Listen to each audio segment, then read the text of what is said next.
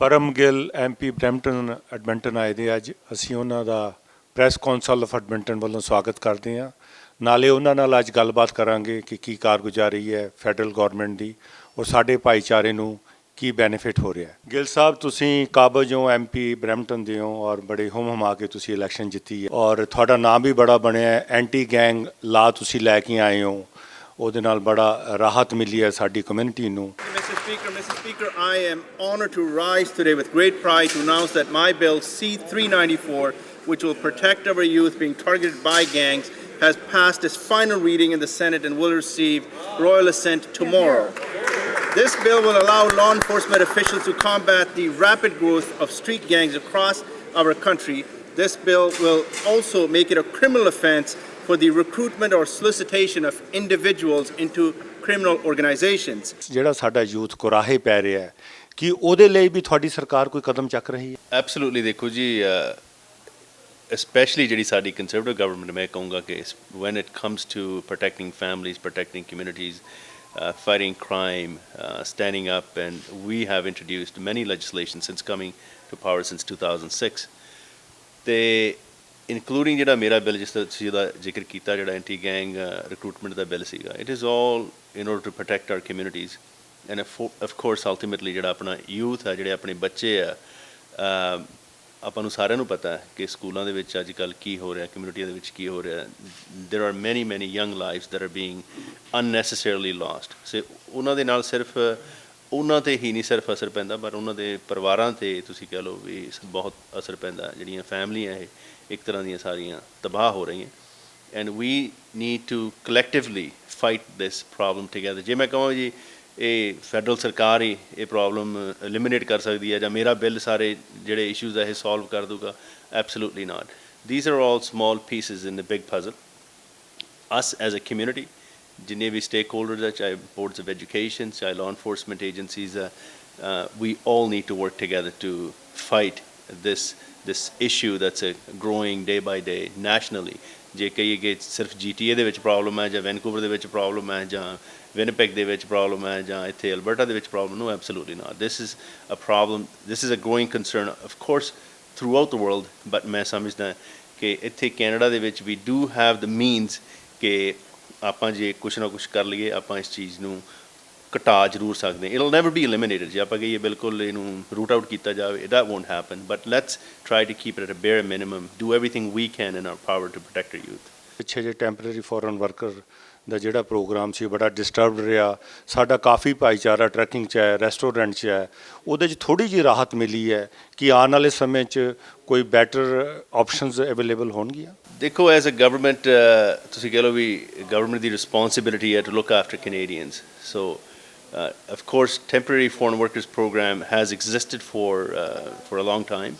It'll still be there, but we want to make sure ਕਿ ਜਿਹੜੇ Canadians ਹੈ ਉਹਨਾਂ ਨੂੰ ਜਿਹੜੀਆਂ opportunities ਸਾਰਿਆਂ ਨਾਲੋਂ ਪਹਿਲਾਂ ਉਹਨਾਂ ਨੂੰ ਦਿੱਤੀਆਂ ਜਾਣ।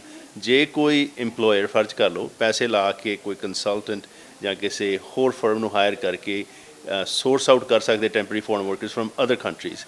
What we want them to do is also put in some resources. Canada ਦੇ ਵਿੱਚ ਵੀ ਬਹੁਤ ਸਾਰੇ ਤੁਸੀਂ ਕਹਿ ਲਓ ਵੀ ਇਹੋ ਜਿਹੇ ਹਿੱਸੇ ਹੈਗੇ ਆ ਜਿਨ੍ਹਾਂ ਦੇ ਵਿੱਚ ਅਨਐਮਪਲੋਇਮੈਂਟ ਰੇਟ ਕਾਫੀ ਹਾਈ ਆ।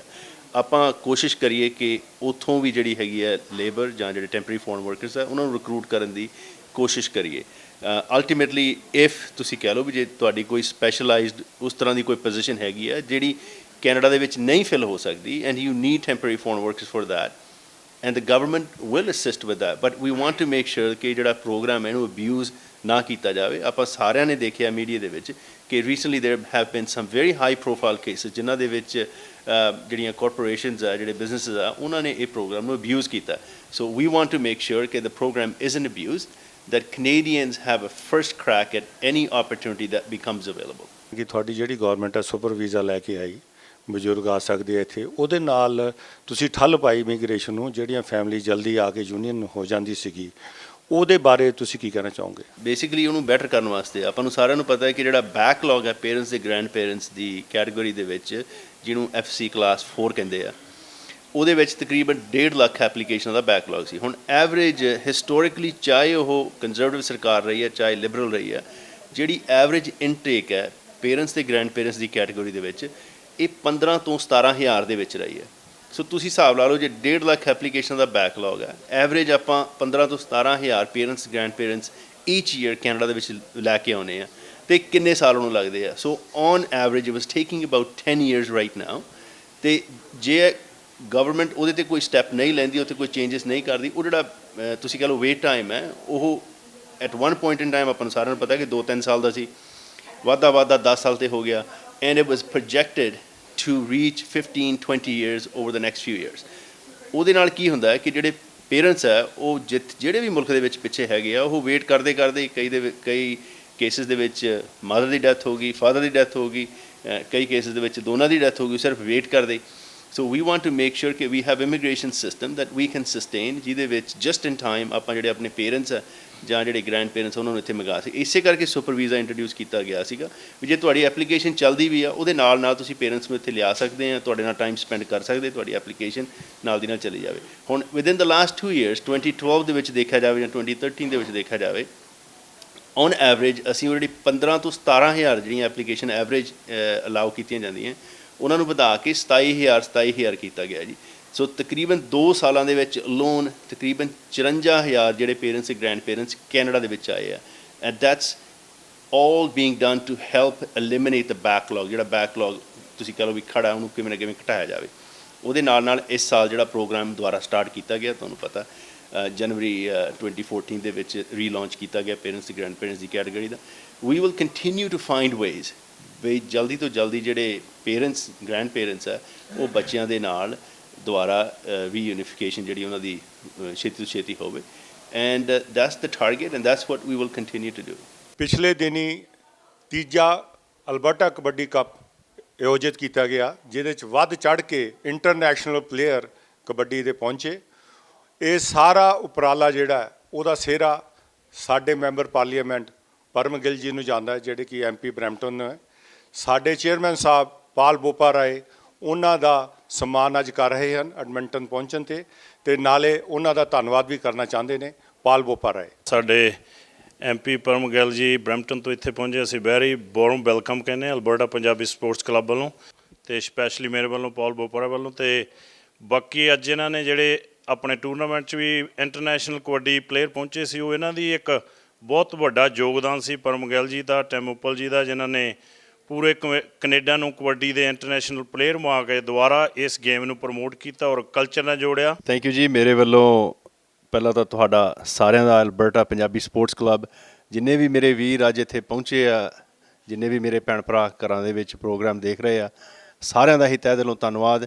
ਜਿੱਥੇ ਵੀ ਜਾਣ ਦਾ ਮੌਕਾ ਮਿਲਦਾ ਜੀ, ਆਪਣੀ ਇਹ ਇੱਕ ਕਲਚਰ ਹੈ, ਆਪਣਾ ਪੰਜਾਬੀਆਂ ਦਾ ਤੁਸੀਂ ਕਹਿ ਲਓ ਵੀ ਜਿੰਨਾ ਪਿਆਰ ਮਿਲਦਾ, ਜਿਸ ਤਰ੍ਹਾਂ ਦੀ ਵਾਰਮ ਵੈਲਕਮ ਮਿਲਦੀ ਹੈ, it's truly unbelievable, it's truly an honour for me to be the member of parliament and represent our community in Ottawa. ਮੈਂ ਹਮੇਸ਼ਾ ਭੈਣਾਂ ਭਰਾਵਾਂ ਨੂੰ ਕਹਿੰਦਾ ਹੁੰਦਾ ਵੀ ਚਾਹੇ ਅਸੀਂ ਮੈਂਬਰ ਆਫ ਪਾਰਲੀਮੈਂਟ ਓਨਟਾਰੀਓ ਦੇ ਹਾਂ, ਬਰੈਂਪਟਨ ਤੋਂ ਹਾਂ, ਬਟ ਜੇ ਅਸੀਂ ਕਿਸੇ ਵੀ ਹਿੱਸੇ ਦੇ ਵਿੱਚ ਆਪਣੇ ਭੈਣ ਭਰਾ ਵਸਦੇ ਆ ਮੁਲਕ ਦੇ ਵਿੱਚ, ਜੇ ਉਹਨਾਂ ਨੂੰ ਕਿਸੇ ਤਰ੍ਹਾਂ ਦੀ ਮਦਦ ਲੋੜ ਹੈ, ਅਸੀਂ ਮਦਦ ਕਰਨ ਲਈ ਤਿਆਰ ਹਾਂ। ਇੱਥੋਂ ਸਾਡੇ ਦੂਸਰੇ member of parliament minister of state of multiculturalism Tim Uppal Sahib Edmonton, ਉਹਨਾਂ ਦਾ ਹੋਮ ਟਾਊਨ ਹੈ।